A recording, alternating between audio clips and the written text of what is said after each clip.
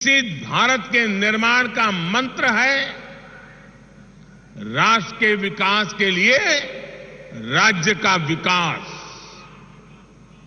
बीते दशकों का हमारा ये अनुभव रहा है कि जब हम विकास को सीमित रखते हैं तो अवसर भी सीमित हो ही जाते हैं।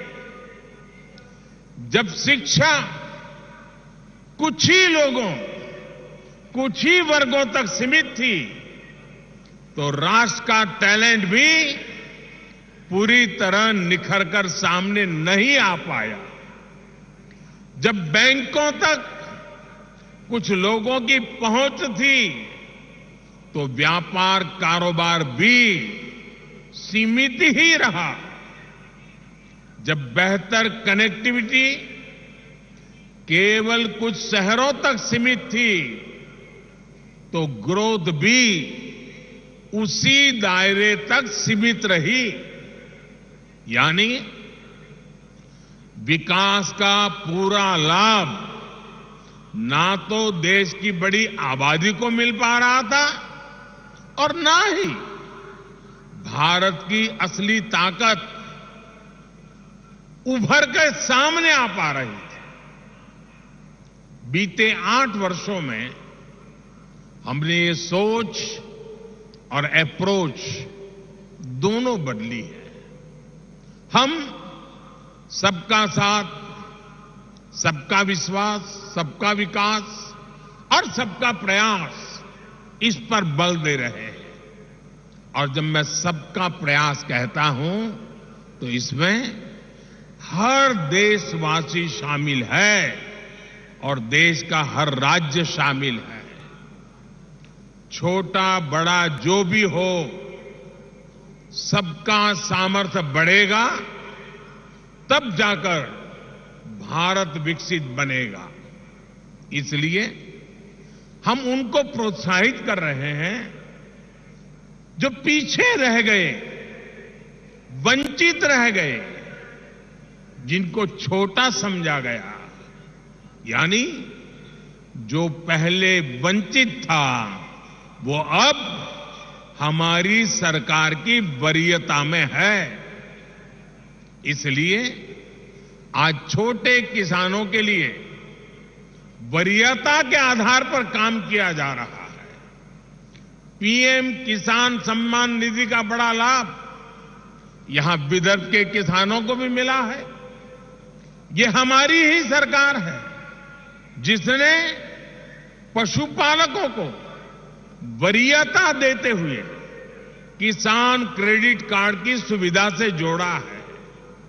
हमारे रेहड़ी पटरी ठेले वाले भाई बहन, स्ट्रीट वेंडर्स, उन भाई बहनों को भी पहले कोई पूछता नहीं था, वो भी वंचित थे। आज ऐसे लाखों साथियों को भी वरीयता देते हुए बैंक से आसान ऋण मिल रहा है। साथियों, वंचित को वरीयता, वंचित को वरीयता, इसका एक और उदाहरण हमारे आकांक्षी जिलों का भी है। देश में 100 से अधिक जिले ऐसे हैं जो आजादी के इतने दशकों बाद भी विकास के अनेक पैमानों पर बहुत पीछे थे। इनमें से ज्यादातर आदिवासी क्षेत्र थे, हिंसा से प्रभावित क्षेत्र थे। इनमें मराठवाड़ और विदर्भ के भी अनेक जिले शामिल हैं। बीते 8 वर्षों से हम देश के ऐसे ही वंचित क्षेत्रों को तेज विकास की ऊर्जा का नया केंद्र बनाने पर बल दे रहे हैं। आज जिन प्रोजेक्ट्स का लोकार्पण और शिलान्यास हुआ है वे भी इसी सोच और अप्रोच का प्रकट रूप है। साथियों, आज आपसे बात करते हुए मैं महाराष्ट्र के लोगों को देश के लोगों को भारत की राजनीति में आ रही एक विकृति से सावधान भी करना चाहता हूं। ये विकृति है शॉर्टकट की राजनीति की। ये विकृति है राजनीतिक स्वार्थ के लिए देश का पैसा लुटा देने की। ये विकृति है करदाताओं की गाढ़ी कमाई को लुटा देने की। शॉर्टकट अपनाने वाले ये राजनीतिक दल, ये राजनीतिक नेता देश के हर करदाता के सबसे बड़े दुश्मन है, जिनका मकसद सिर्फ सत्ता में आना होता है, जिनका लक्ष्य झूठे वायदे करके सिर्फ सरकार हड़पना होता है, वो कभी देश नहीं बना सकते। आज एक ऐसे समय में जब भारत अगले 25 वर्षों के लक्ष्यों पर काम कर रहा है, तो कुछ राजनीतिक दल अपने निजी स्वार्थ में भारत की अर्थव्यवस्था को तबाह कर देना चाहते हैं। हम सबको याद होगा जब पहली औद्योगिक क्रांति आई, हिंदुस्तान उसका लाभ नहीं उठा पाया। दूसरी, तीसरी औद्योगिक क्रांति में भी हम पीछे रहे, लेकिन आज जब चौथी औद्योगिक क्रांति का समय है, तो भारत इसे गंवा नहीं सकता। मैं फिर कहूंगा, ऐसा अवसर किसी देश के पास बार बार नहीं आता। शॉर्टकट से कोई देश चल नहीं सकता। देश की प्रगति के लिए स्थायी विकास, स्थायी समाधान के लिए काम करना, एक लॉन्ग टर्म विजन बहुत ही जरूरी है। और स्थायी विकास के मूल में होता है इंफ्रास्ट्रक्चर।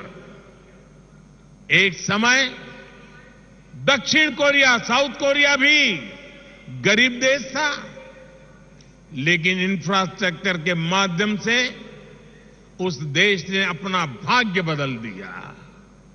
आज खाड़ी के देश इतना आगे इसलिए भी है, और लाखों भारतीयों को वहां रोजगार मिलता है, लाखों भारतीयों को, क्योंकि उन्होंने भी बीते 3-4 दशकों में अपने इंफ्रास्ट्रक्चर को मजबूत किया है, आधुनिक किया है और फ्यूचर रेडी किया है। अरे कब आपको पता होगा, आज हिंदुस्तान के लोगों को सिंगापुर जाने का मन करता है। कुछ दशक पहले तक सिंगापुर भी एक सामान्य आइलैंड कंट्री हुआ करता था। फिशरीज से कुछ रोजी रोटी लोग कमा लेते थे, लेकिन सिंगापुर ने इंफ्रास्ट्रक्चर पर निवेश किया, सही आर्थिक नीतियों पर चला, और आज वो दुनिया की अर्थव्यवस्था का इतना बड़ा केंद्र बना हुआ है। अगर इन देशों में भी शॉर्टकट की राजनीति हुई होती, टैक्स पेयर का पैसा लुटाया गया होता, तो ये देश कभी उस ऊंचाई पर नहीं पहुंच पाते जहां आज है। देर से ही सही, भारत के पास अब यह अवसर आया है। पहले की सरकारों के समय हमारे देश के ईमानदार करदाताओं ने जो पैसा दिया वो या तो भ्रष्टाचार की भेंट चढ़ गया या फिर वोट बैंक को मजबूत करने में खप गया।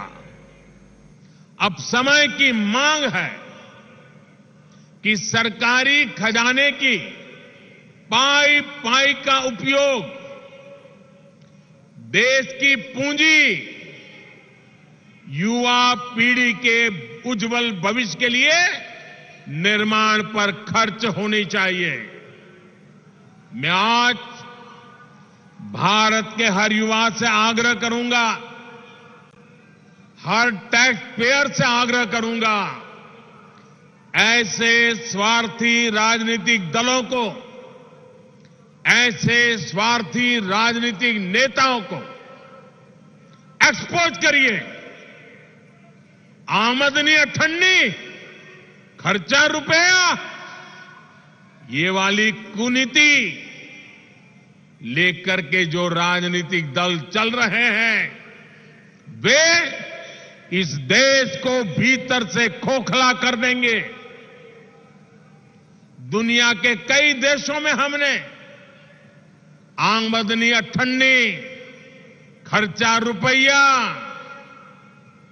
ये ऐसी कुनीति की वजह से पूरी अर्थव्यवस्था को तबाह होते देखा है। हमें मिलकर भारत को ऐसी कुनीति से बचाना है। हमें याद रखना है, एक और आमदनी अठन्नी, खर्चा रुपया,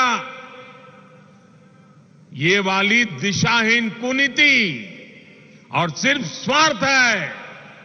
वहीं दूसरी ओर देश हित और समर्पण भाव है, स्थायी विकास, स्थायी समाधान का प्रयास है।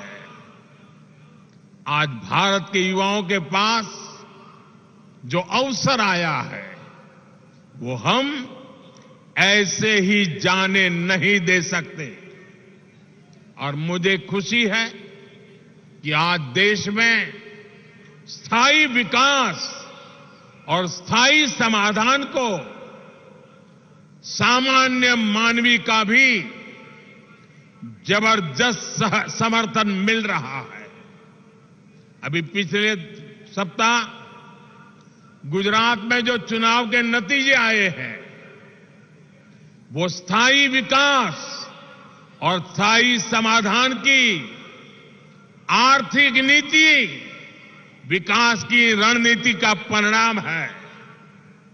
मैं शॉर्टकट अपनाने वाले ऐसे राजनेताओं को भी विनम्रतापूर्वक, आदरपूर्वक कहूंगा कि स्थायी विकास के विजन को समझिए, उसके महत्व को समझिए।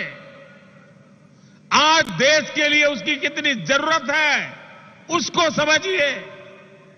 शॉर्टकट के बजाय स्थायी विकास करके भी आप चुनाव जीत सकते हैं,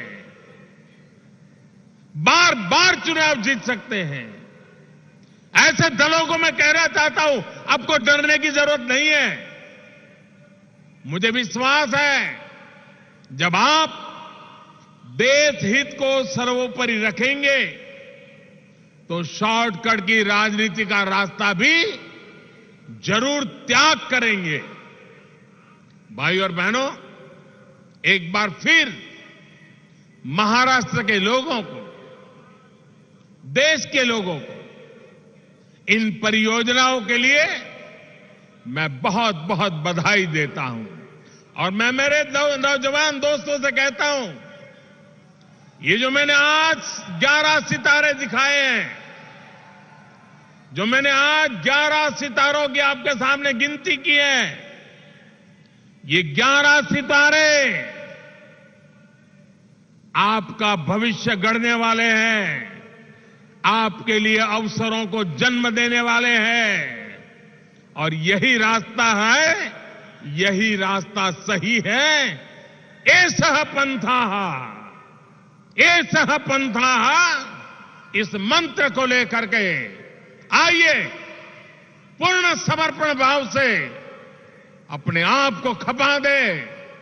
25 साल का ये मौका हम जाने नहीं देंगे दोस्तों। बहुत बहुत धन्यवाद।